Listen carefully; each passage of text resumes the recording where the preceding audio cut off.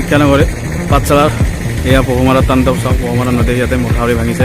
ভাঙি ইয়াৰ ফলতে গোটেই পাঠশালা অঞ্চলত বানপানীৰ সৃষ্টি হোৱা দেখা গৈছে। এই চাওক মথাউৰি ভাঙিছে ইয়াত এইখিনি অঞ্চলত জোৰ কৰি দেখাইছোঁ। চাওক গোটেইখিনি ইয়াতে ভাঙি কিনে পানী নিৰ্গত হৈছে আৰু এই পানীৰে গোটেই বজালী অঞ্চল বুৰাই পেলাইছে। চাই থাকক H.L.B আপডেটছ উইথ আছ।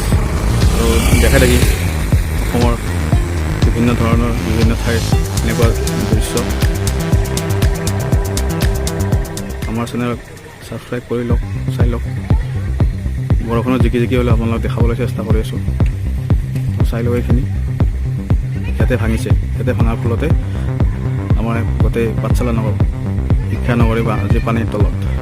এইটো হ'ল আপোনাৰ পহুমাৰা, যিটো এতিয়া বৰ্তমান বিপদসীমাৰ বহু ওপৰত বহিছে। ঠিক আছে, চ' এইটো ভিডিঅ' ইয়াতে দিলোঁ। নেক্সট আৰু আৰম্ভ কৰিম বেলেগ এটা ভিডিঅ' লাহে লাহে অংশ হৈ যাবে। চ' আমাৰ চেনেলটো চাই থাকক, আমাক সহযোগ কৰক। ধন্যবাদ।